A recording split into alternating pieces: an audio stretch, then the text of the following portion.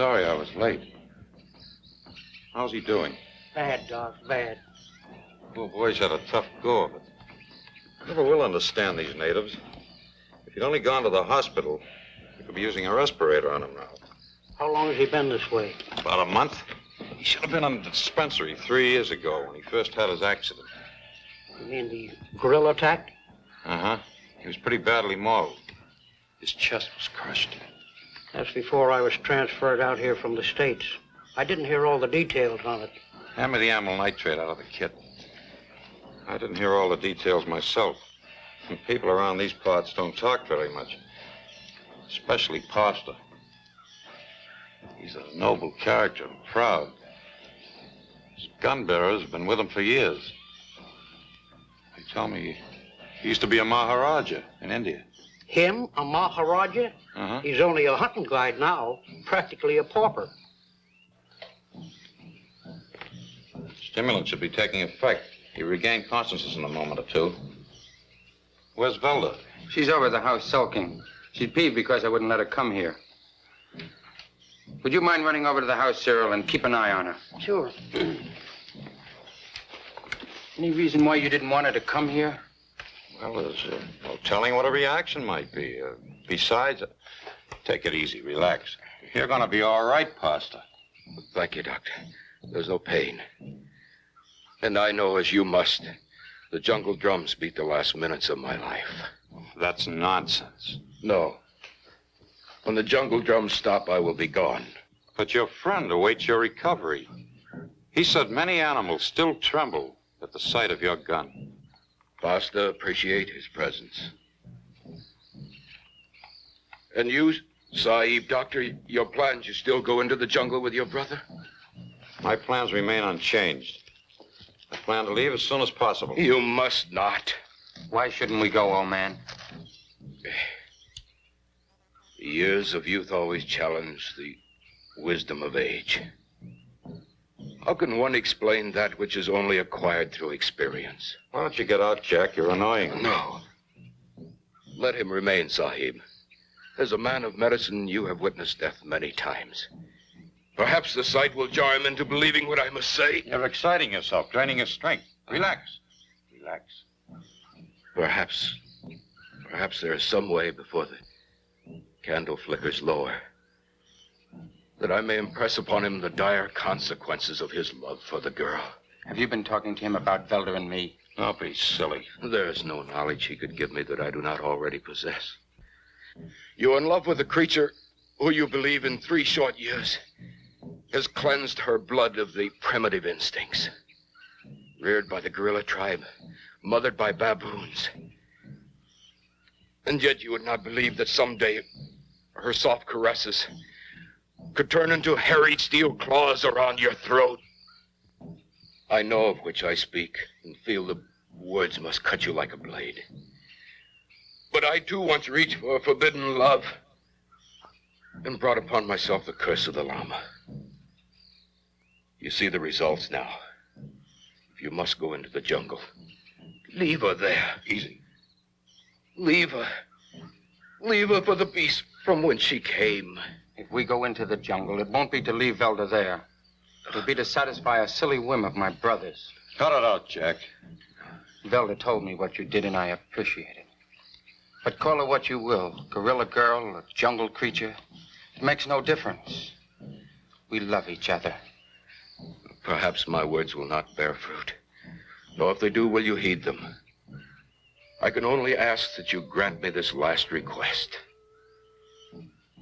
I was young then, and impetuous as you are. A Maharaja, a man of great estate on a hunting expedition.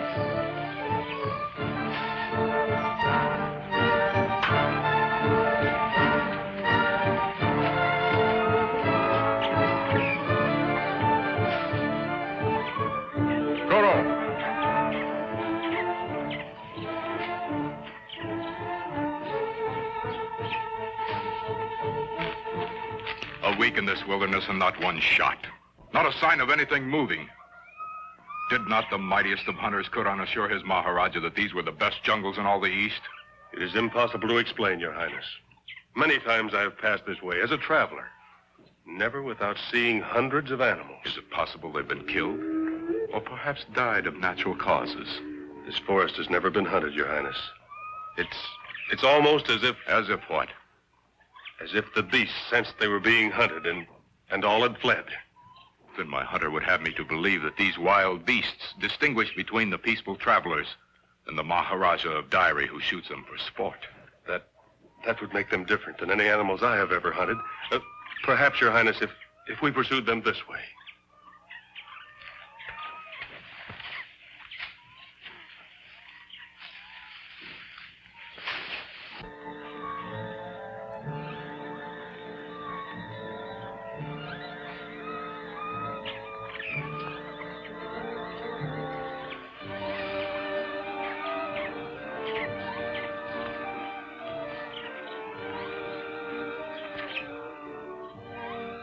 Thou art indeed kind, my child.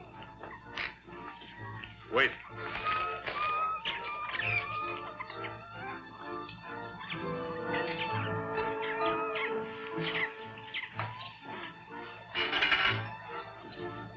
May the blessings of the three deities bring you good fortune. And good hunting. Holy man, you have great knowledge of all things. I am very humble. There is something we wish to know. Why no game appears in the sights of your gun? How did you know? You are not the first to try the hunting in this jungle. All return home empty-handed. And you assured me the game was plentiful. More so than in any jungle in the East. Ah, but the game is here, in plenty. But unless you come in peace, you will never be aware of it. How do you explain that? The holy man told us of this boy who was reared by the animals such as Velda. He was their law, their protector. And so long as we remained in this jungle, we were subject to his law. If we disobeyed, a curse would fall upon us, and a member of our party would die. He is the son of a great prince who traveled this jungle years ago. The baby was reared by the animals, so the people say. He has become a brother to them. Have you seen him? I have seen him. Thank you, holy man.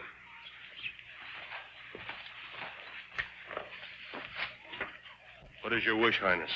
Do you believe? There may be something in what he says. We'll camp here tonight and tomorrow.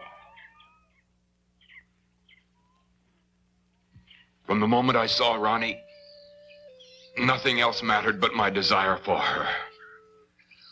All thoughts of my hunt vanished, even the warning of the Holy One, which a moment before had sounded foreboding, was now of little or no importance.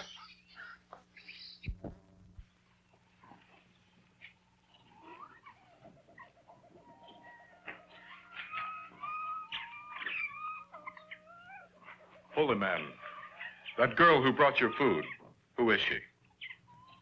She? The daughter of Rajan, leader of our village. And her name? Rani, of good character and great beauty. Find this Rajan and bring him to my tent tonight. Yes, Highness. And let us hope you are better at hunting men than wild beasts.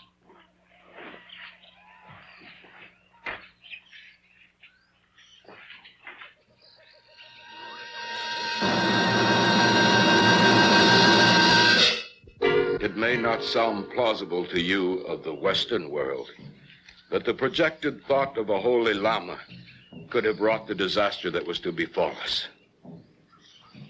You mean the Sabu fellow was reared by animals? Not only was he reared by them, but he lived with them as one. He was so much an animal that he not only shared their thoughts, but he spoke their language. This curse. Could you explain it? There is a law of the jungle which allows one to partake for necessity. But the product that belongs must remain. Perhaps I was ruthless, but I loved Ronnie as much as you love Velda. And I would let nothing, Sabu or the curse, prevent me from obtaining that which I sought. I waited for Kuran to bring the girl's father to me. This is Rajan, Highness. You are improving, Kuran. Perhaps we will find an animal yet, after all. You wished my presence, Highness? What is your price? Highness? For your daughter's hand, Rani. I wish to marry her. The daughter of an humble man such as myself. This is indeed the highest of honors. Well, I have no price. It is impossible. no price? She is not married. She is betrothed. If I had but known, Highness, if I could have anticipated... No, and I suppose you're a man of honor who cannot go back on his bargain. Even if I restore the man his goods, and make you wealthy beyond your greatest dreams. Perhaps there is a way. Yes? My son-in-law to be, Kadlu, is away on a pilgrimage to the mountain shrine. Perhaps if I received word that he had been killed by a tiger... A tiger?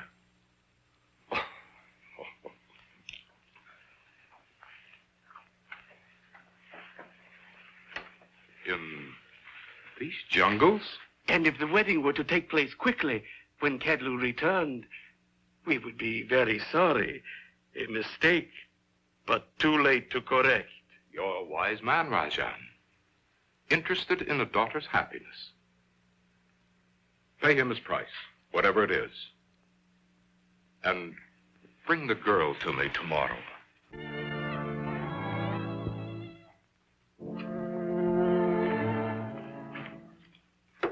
Oh, Father Good, your curry is just ready.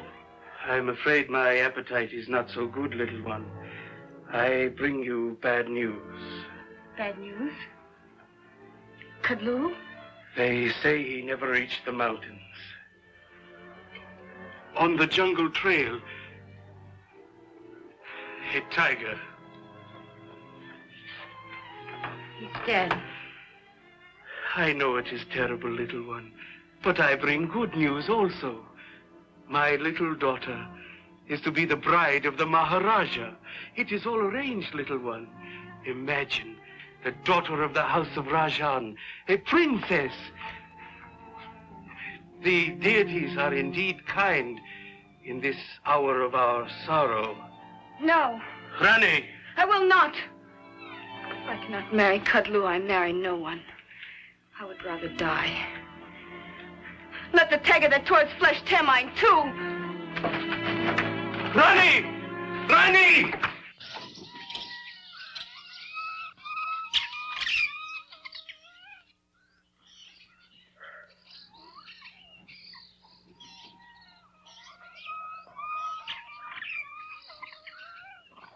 And that's the story, Highness. She ran into the jungle. Perhaps she is already dead. If she encounters no more animals than we in our hunting, she is perfectly safe. Besides, a lone girl in the jungle should not be too hard to pursue. Eh, Karan? Not at all, Highness. I could follow her anywhere. But suppose she encounters Sabu. Your hunters would be no match. Silence! The jungle boy interferes too often. Organize a search party. Take as many men as you need. And I prefer my bride to be alive. Yes, Highness. Rani was determined in her desire to escape any possibility of marriage with me. She did not fear the terrors of the jungle, it seemed. If only she could succeed in eluding me or my party members. It may be that she was frightened, but trusted to a hope of finding either Sabu or her own Kadlu. I had ever faith in Kuran. Oh, I was confident he would track down the girl. But I did not have the slightest hope we would ever capture the jungle boy. Did you? In due time. But not before Ronnie told him of my presence and my intent. He belonged to her kind. I didn't. I had convinced myself that Kuran's death was accidental. All my men were killed or maimed. But I was spared for even a much worse fate. My empire was shattered. Easy, Pastor. I was left penniless. And I wandered from continent to continent, selling my services as a professional guide to other hunters. I had come to the Veld country with an expedition that would take me deep into guerrilla country. I had left the main party and was alone. But the fascination of the hairy beast drove all caution from my mind. A premonition of impending danger kept reminding me of the old llama's curse, but even so I found myself getting further and further from the main party. Perhaps I was foolhardy going into the country of the bush gorilla. That beast whom even the lion leaves alone. But I wanted a shot at one. I found the gorilla tracks and followed them for several miles without locating the animal. From the sign, I knew it must be a huge one, and my blood began to pound.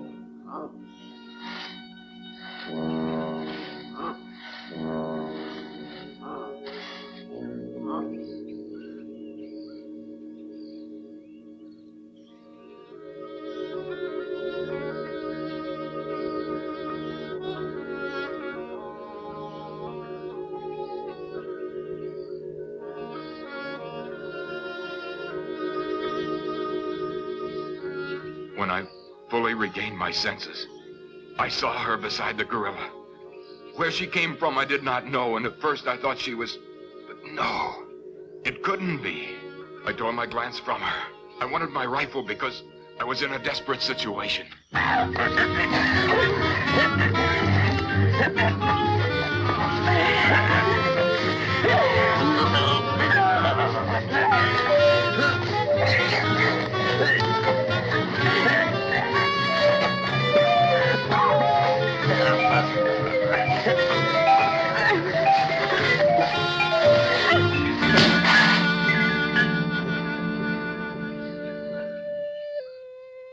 You know the rest, Sahib Doctor.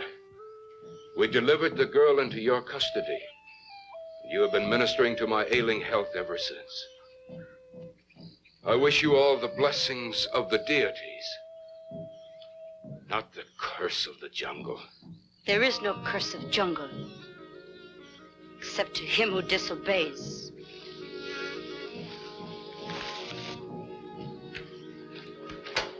Velda. Didn't I tell you to keep her home, Cyril? Look, I tried. I'm taking you back to that. Velda not go until old man die. Get her out of here, Jack. Let her remain. Her kind sense the odor of death. For many days she has known this hour was coming. Look, Arthur, maybe there's still time. Why don't we take him to the hospital? There is not time. She is right. There is very little time left. I wish to breathe my last in the open.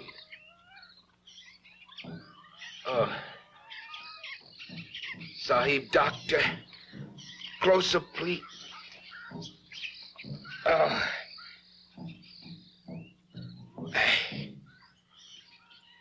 I can see by the look in your eye. Nothing will prevent your trek into the jungle. Perhaps, in my absence, I can still be with you. Reach into my pocket. My pocket.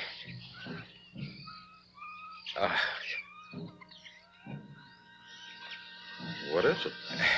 It's the eye of the jungle. When I fled the land of Sabu, I found it and that shrunken head among my possessions. There was an omen. When the curse of the jungle is atoned, only then can it be returned to the place from whence it came. I don't understand. There are many things in the East that are secrets and cannot be comprehended by you people from the Western world.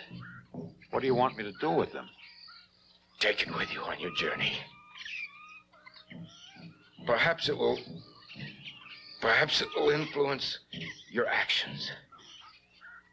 Perhaps even my eternity. What about the head? Leave the head here. It is a symbol of death. Many times I have tried to lose it, but it always reappears. The eye. What if it never returns? To believe is to be. To doubt. Have faith, Sahib. Have faith.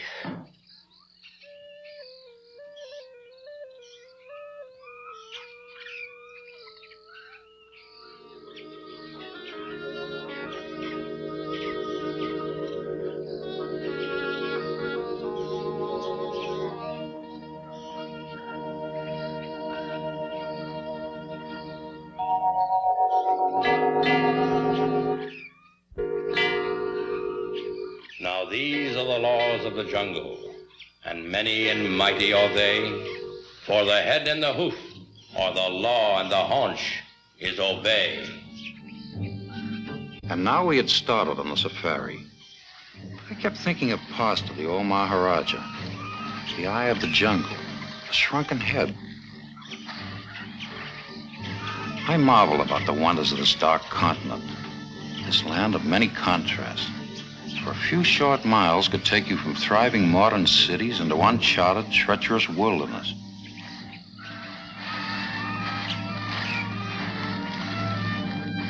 I'd been in Africa a dozen or more years. I knew its people and its dark, mysterious ways. I was not exactly new to the jungle either. And yet there was something entirely different from any other trip I had made. I knew it was because of Velda. Animals which ordinarily run or attack at the sight of a human intrusion seemed docile, friendly, curious. It was as though they recognized Velda as one of their own. As we continued on, I wondered about the old heredity and environment angle. As Velda is thrust further into her jungle surroundings, would she revert to her former self, or would she remain a white girl? I kept telling myself I had to know. We spent the night on the brink of the Zambezi River. Next morning, Cyril and I were up and once more marveling at the glories of this weird country. Jack and Velda saw it too, but in a different light. Are you happy with the safari, Velda? Much happy. You're not worried or scared? Velda, not scared. Nothing hurt me. This is my country. Your country is beautiful. Very beautiful. It's going to be hard to leave. But you'll like our country, America, when we go. Jack not go. Always stay with Velda. Here. Of course. I'll never leave you. Velda, how do you think of me? Jack love Velda? Velda loved Jack. And protect him, too. Jack's a lucky guy. But he also likes a kiss now and then. Oh, Velda got many kisses for Jack.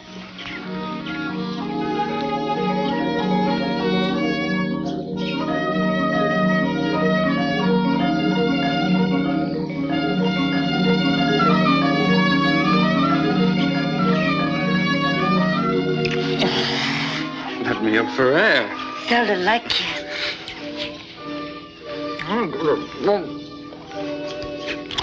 See my brother a minute.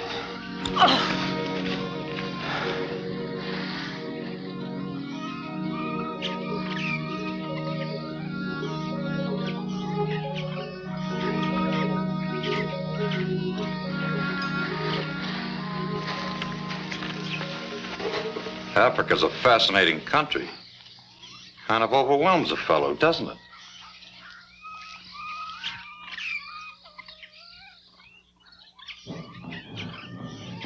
We were not aware when the drums began to beat, but as we watched Velda, I knew the rhythm in this weird dance had something to do with death. I remembered this spot as a sacred burial ground. The spears were grim reminders of departed warriors. Velda danced frenziedly, until suddenly, as if from nowhere, the death's head appeared in her hands. I recalled Pastor's words, that it symbolized imminent death. I felt cold and clammy, wondering who it would be.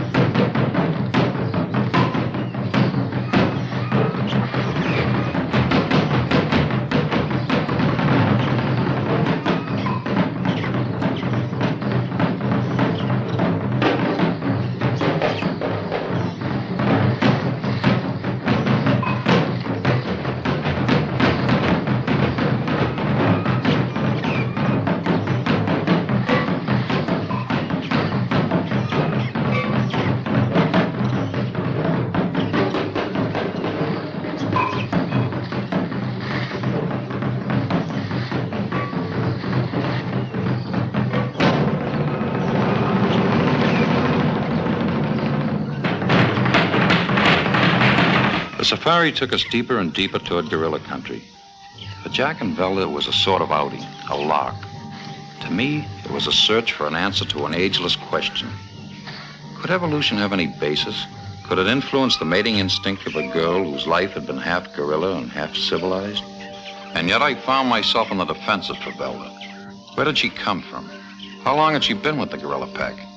I try to remember the details of a missionary couple who had been killed in a safari in this back country about 10 or 12 years before. They had a daughter who was never found afterwards. Could it be she was that girl? Perhaps she was. It was a long shot. Whatever the answer, it might place the lives of 4 people in jeopardy. A strange quiet came over the safari. That is until we came into a clearing on the banks of the Sabi River. By now, Cyril was dehydrated, but he wouldn't venture near the water's edge. Instead, he decided to drink from a small stream which emptied into the river. Cyril drank heartily of water, and we drank in the scenery, as Velda identified the various animals for us. She told us of the Velda beast, an animal much like the buffalo back in the States. We watched the ugly, laughing hyenas that sought any prey left behind by other well-filled denizens of the forest. She pointed out the kudu, which to me resembled our mule deer. The ponderous elephants are always fun to look at, as is the impala, which is the favorite food of the lion. The zebras, as usual, were frisky and laughable to look at. It seems nature made convicts of them. For the moment, I forgot my so-called psychological study of jungle versus civilization and stood spellbound by the rugged beauty and serenity of this strange country, strange people, strange animals. To me, this was the eternal fascination of Africa. The dark continent never failed to live up to the expectations I had of it. The hippos seemed docile and gentle enough as they soaked up water and sun, yet this belied their deadly qualities when encountered on the hoof. They were dangerous and always ready to attack. Regardless of the interesting things always present, we had to continue on our journey at last. I was not exactly impatient, but there was a problem in my mind, waiting to be solved.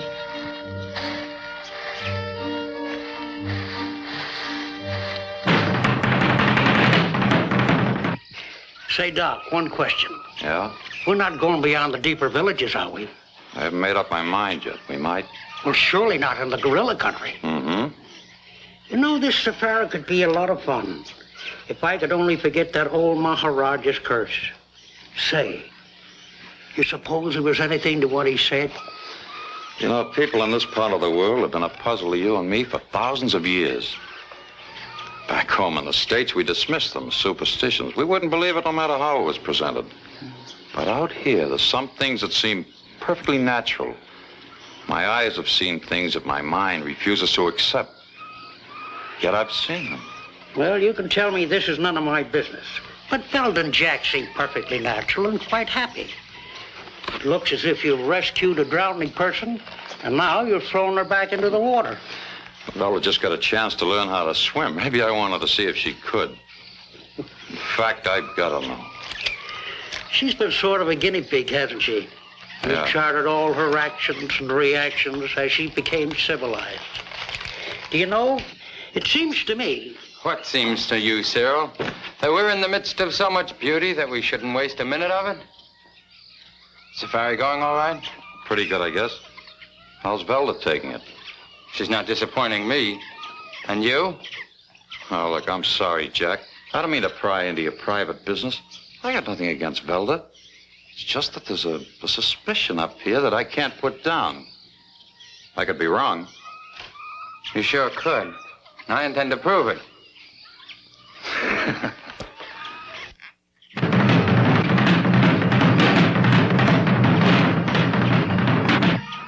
Although things were going consistently well, there was always the possibility of danger lurking in the very next brush.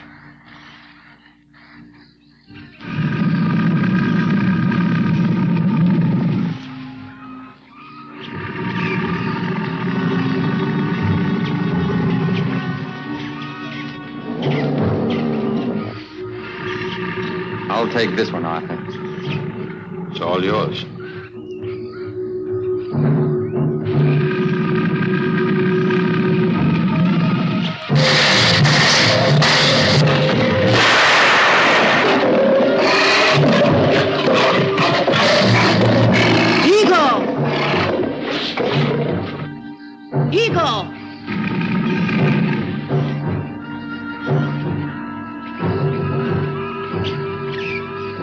Let's go.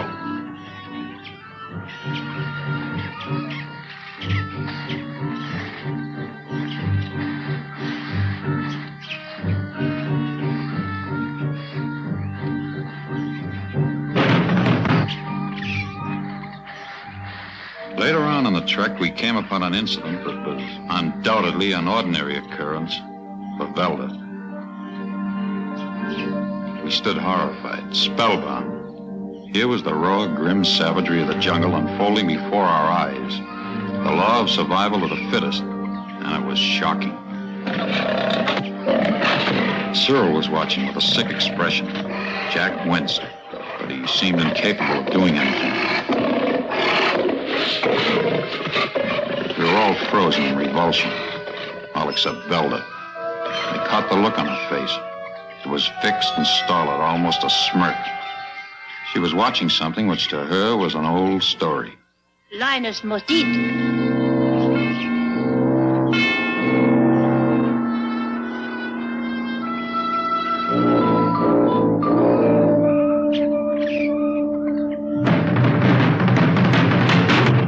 We We came out of the brush country and saw the ruins of the Zimbabwe directly ahead.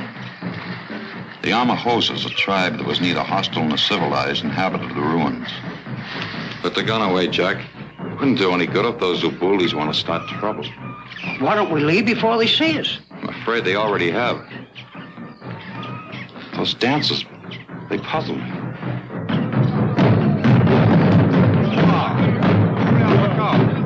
There was a curious mixture of cannibal and modern touches in their dress, and yet they were known for their ferocity toward other tribes. We were reluctant to go closer, particularly with Velda along. Besides, it seemed they were having a big meeting of some kind with other natives.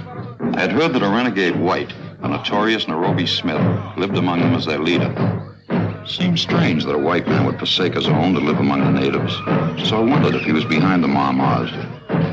Do you think those natives would object to having their pictures taken? I don't think so. They're used to the white man. And just be sure you tell them how you want to be cooked, Cyril. Hot boiled, fricasseed, or well stewed. Well, on second thought, I think I should save my film. Go ahead, Cyril. He's kidding you. He is. Why, you young pipsqueak, you're not daunting my courage.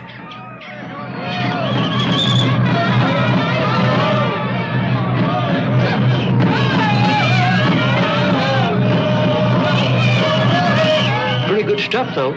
Say, Doc, maybe I ought to get one or two shots. Come on, Cyril. I'll go with you. You will? You will? I was amazed that Jack would leave Velda with me. He was by her side so constantly. But at the moment, I was more concerned with these mixed dances and wondered if possibly Nairobi Smith had anything to do with this gathering. Could be he was trying to stir them up. There was a rumor that Nairobi hated his own people.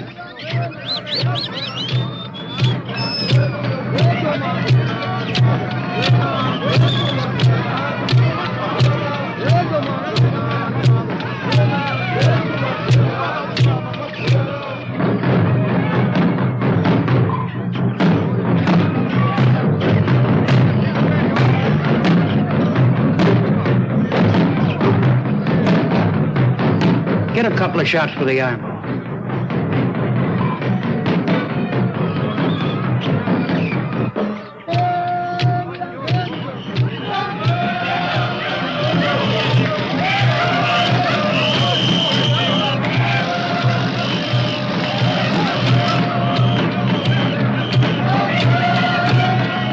Them Zula. Them Haloops.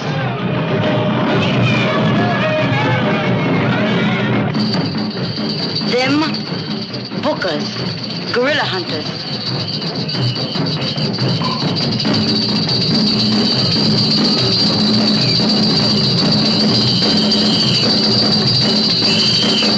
Why do they dance? Not ordinary dance. Gorilla dance. Bad. Why is it bad? Every year gorilla come for sacrifice. For girl.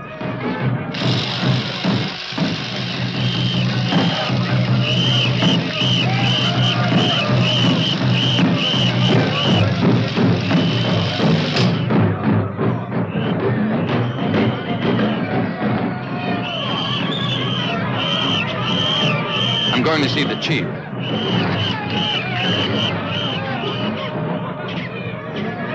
Present for you.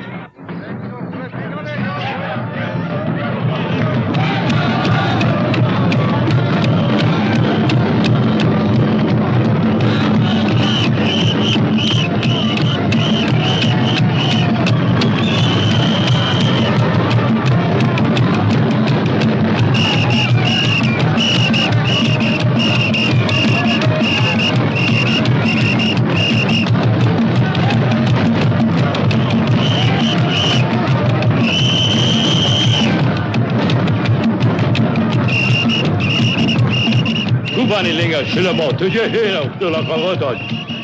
Il est mort que t'as moi je l'ai gagné, mon diala. Quand le moyen les gars donc pour y aller au gars donc pour y aller. Et le moyen t'es bon le gars.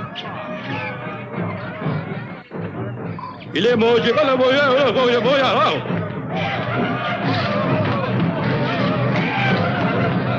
Let's get out of here.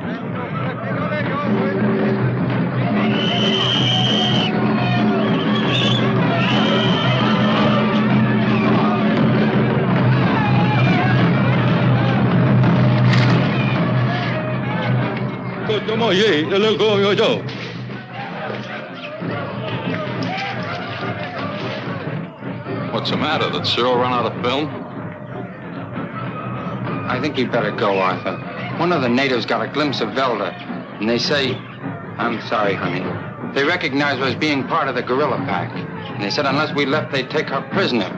And then Lollywog would leave them alone. Who's Lollywog, Velda?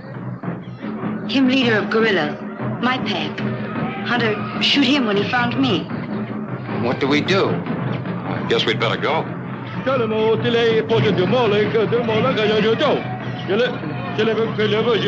Okay, come on. Even voor de melem. Maar ze hebben kalender. Maar ze hebben voor de melem. Maar ze hebben voor de melem.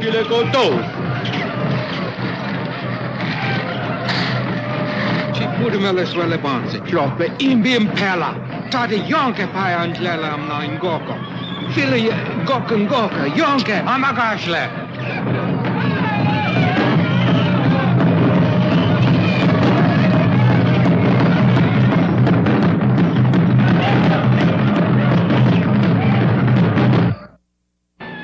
Premonition of trouble as we left the village. I thought I could read between the lines of Jack's explanation. But somehow I felt it had a connection with Nairobi Smith. I don't like it.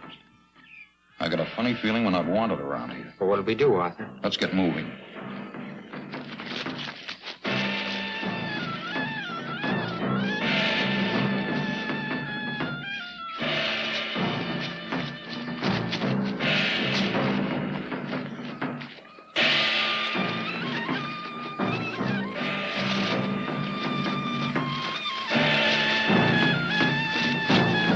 Kulala Amadoro.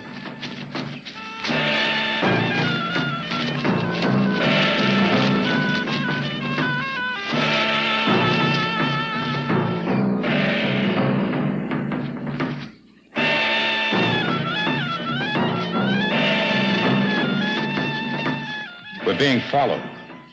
We'd better find us a spot before we're ambushed. Kulala.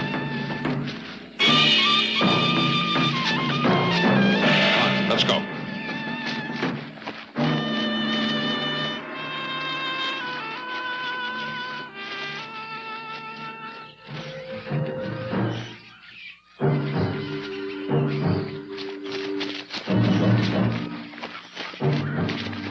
Kulala Amadoro.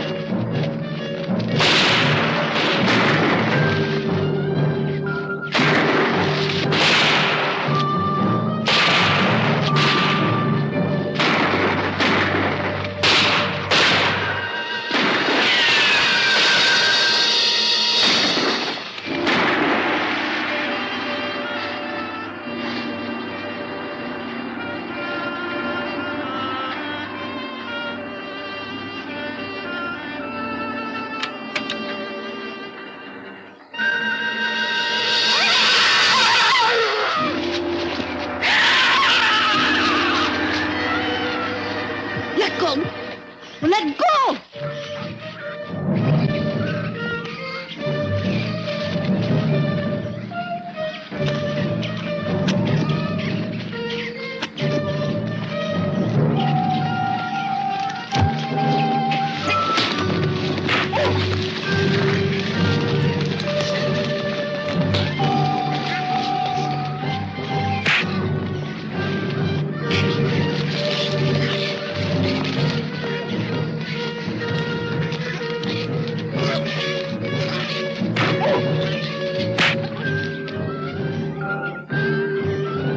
Okay, Nairobi. You're all washed up. I'm taking you into the nearest constabulary.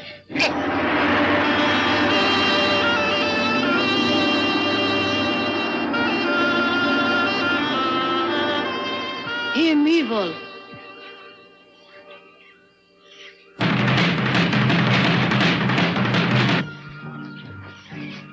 That's the Usali village, the last one we passed before we hit guerrilla country. Are the natives friendly? Very friendly. Me and the chief are good friends.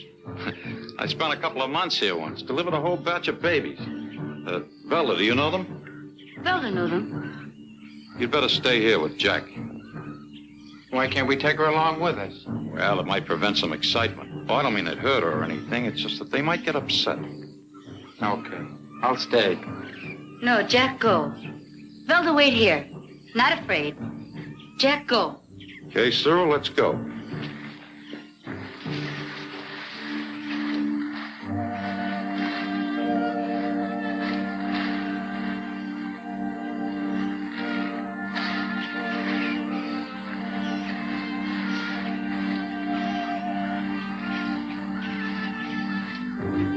Get the IMO out for me.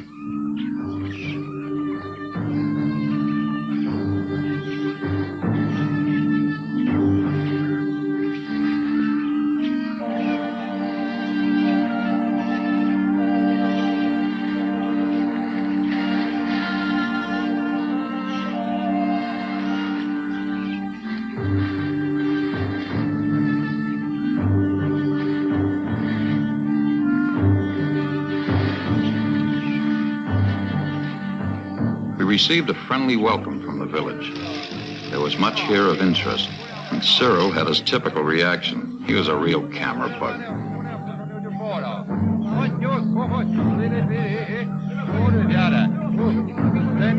I watched Jack slyly. I thought he might be disturbed mentally. If he was, he showed no signs. We were fascinated by the color of the various natives, each symbol of a stage in their lives. The paint, long skirt, and blouses represented their marriageable status, and the peculiar designs of the warlike paint on their faces told a message to all the eligible males. A stranger in their midst could tell in sight whether he confronted a married woman, a betrothed, or one who was in search of a mate. The naked torso painted with red bola or clay meant that she is engaged and betrothed. Primitive as it seemed, it was practical and well conceived. Much like our American Indian, the native women carried their bohara, or babies, on their backs. I thought of Jack, but noted he was watching Cyril, whose manner of fun was contagious enough to take Jack's mind off Velda, at least for the time being. This bevy of girls was in the custody of the village witch doctor, but that made no difference to Cyril. He kidded with them, and the witch doctor took it good-naturedly. Everybody laughed heartily.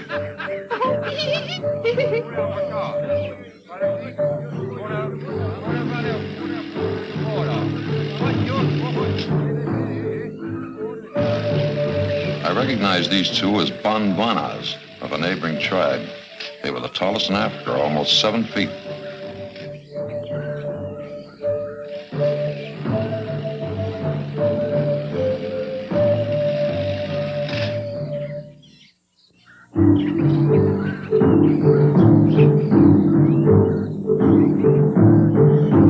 That's the chief over there. I'll be right back, fellows. I had a lengthy talk with my friend, the old chief. He told me the guerrillas had gotten worse each year since Velda was taken from them. They were meaner, wilder. They hadn't attacked the Usali. However, this was probably because the Usali were fighting men, always training for the possibility of battle. The chief invited us to watch some of his warriors.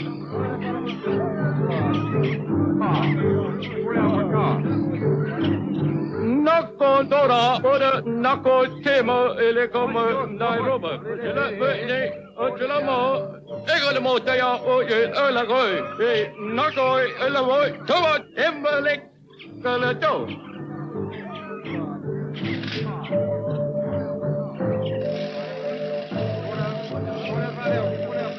Cyril was having more fun than the natives and kidded with them. Apparently, they shared his enthusiasm, for they giggled and laughed at his antics. Suddenly, they started to beat a rhythm by clapping their hands. The chief told me this meant the war games were about to start.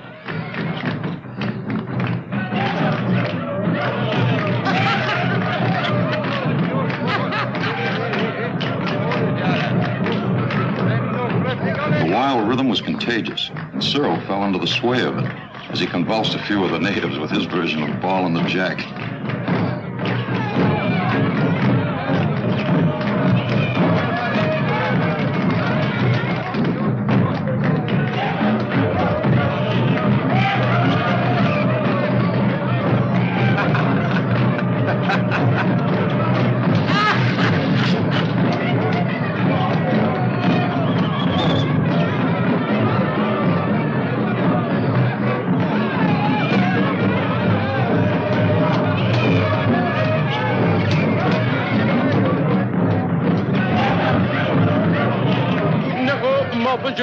Ignore.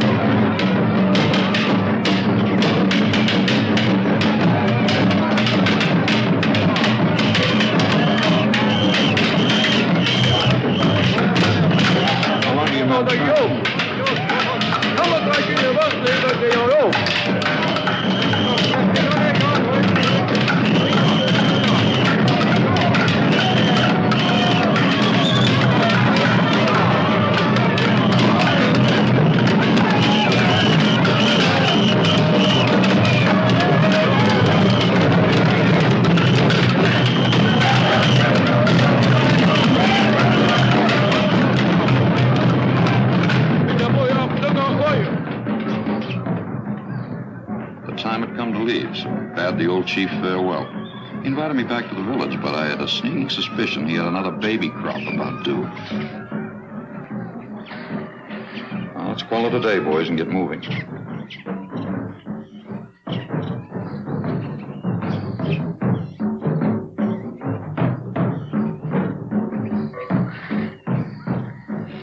Come on. We didn't realize how long we'd stayed in the village until we left.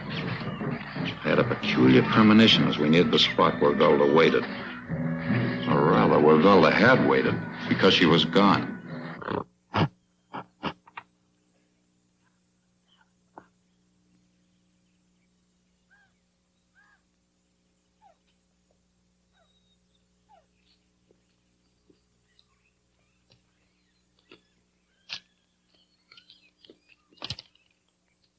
Something's happened to Velda. She's gone. I expected that. I only wonder it didn't happen before now. What are you talking about? Forget it. What do we do now? Well, I'm for getting out of here. What do you say, son? Let's go home while we're ahead. Well, go on home. As far as I'm concerned, the two of you can go straight to. I'm gonna find Velda. Velda! Why don't you tell him, Doc? He's got a right to know. I've got a right to know what? Listen, kid, brother, I never told you everything. As pastor's doctor, he revealed things to me that I felt obligated to keep from you. But now I'm going to give it to you both barrels, whether you like it or not. Why don't you wake up? Wake up to what? Wake up from a nightmare. There are things happening around here that the outside world never heard of. But the fact remains they're here. And we're here. These natives have been sacrificing women to gorillas for ages. What's that got to do with Velda? Where do you suppose she came from? She might not have been a sacrifice maiden, but she lived like one. You expect me to buy that? I don't care whether you buy it or not. I bought it. From the lips of a dying man. Pastor? After all, Velda lived with him 2.5 years. What did you expect? He educated her. She revealed every little intimate detail. Do I have to go on? Go on. He learned from Velda that the natives have been sacrificing virgins to gorillas. And what's more shocking, these maidens consider it an honor. If one does escape, the natives avoid her like the plague. And yet no one of them has ever been found dead. Are you insinuating? Velda spent most of her life with the gorilla pack. I think she's gone home, returned to her animal instinct. Roy, you better give yourself a pill. She's all woman. I ought to know. Why don't you wise up, Jack? She's not a woman, she's a beast. I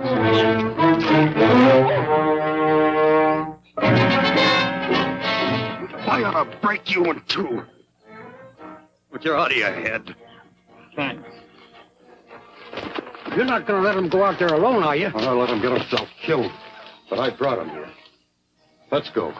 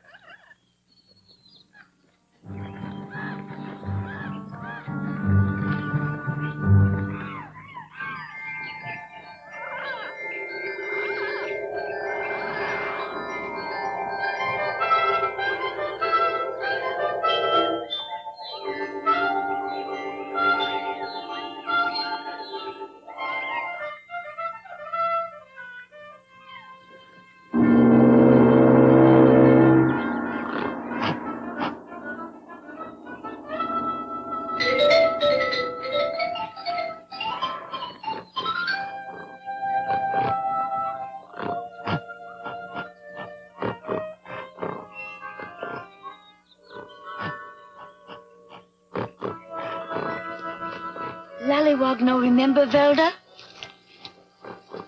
Velda come to tell Lollywog Velda go away.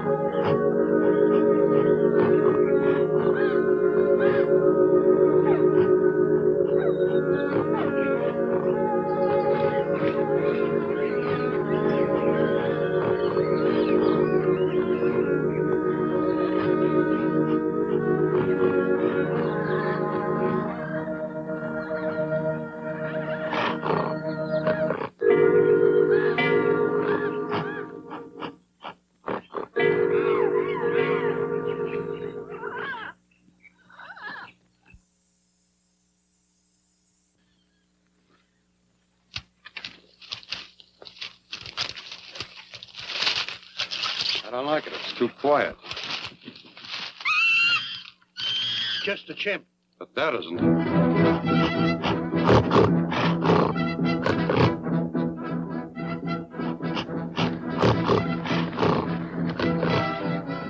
Don't move. He's bluffing.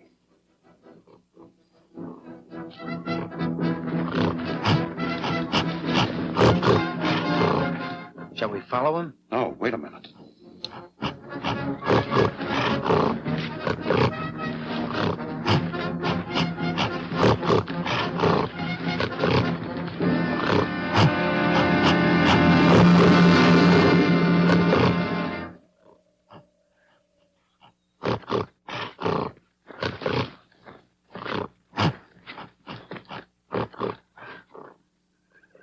What do we do now? Go on ahead, find a clearing, make a camp till it gets a little dark.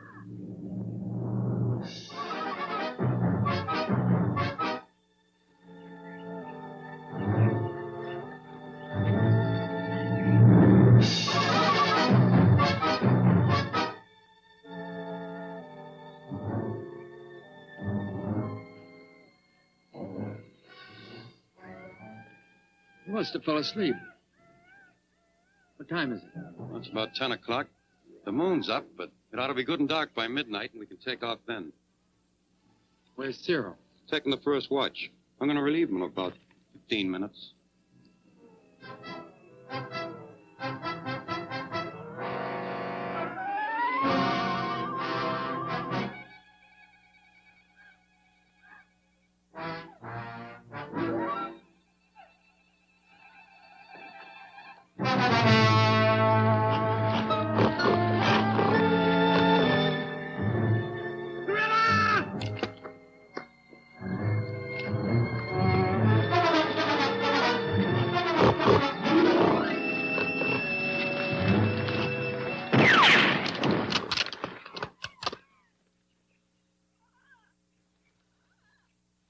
He didn't have a chance.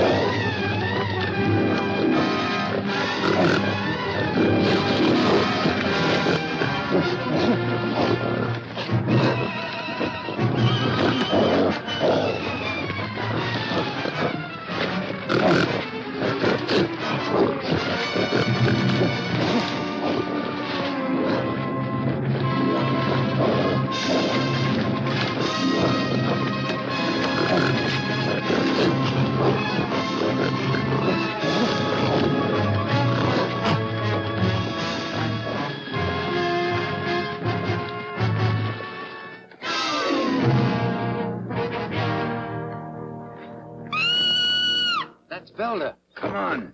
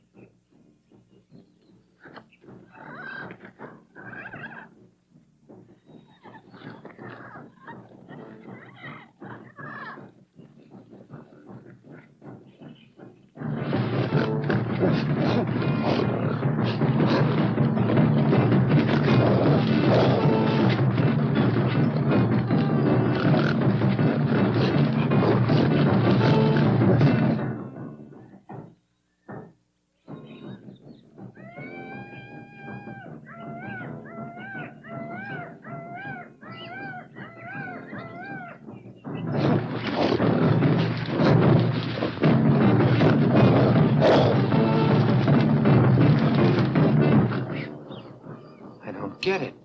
Some sort of a ritual.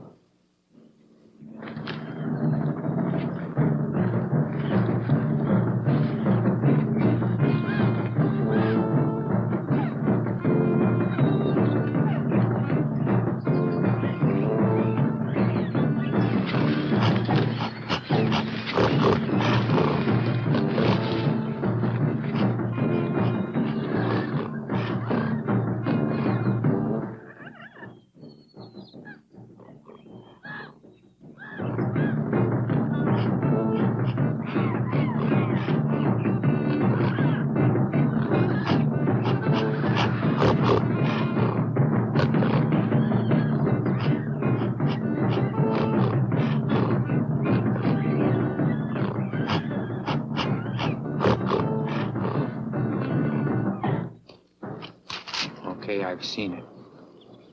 But I still don't think Velda's any part of it.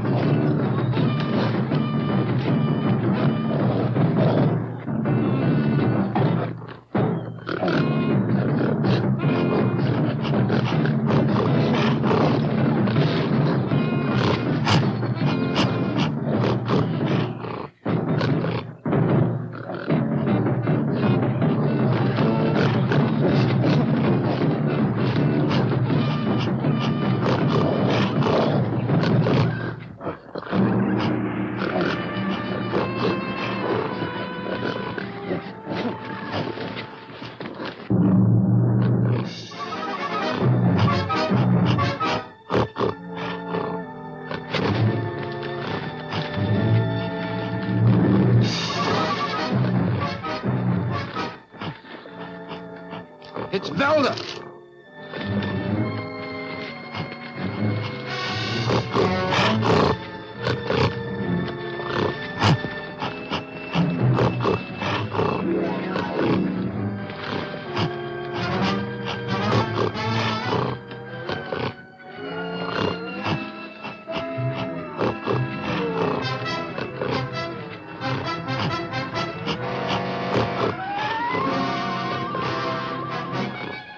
See how he's doing, Velda.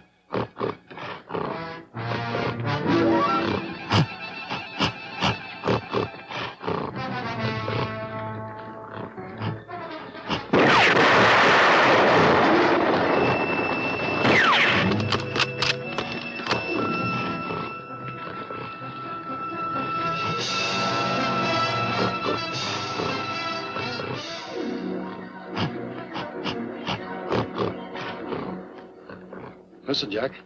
This ape's afraid of a gun. As soon as one of them makes a lunge, you and Velda make a break for it.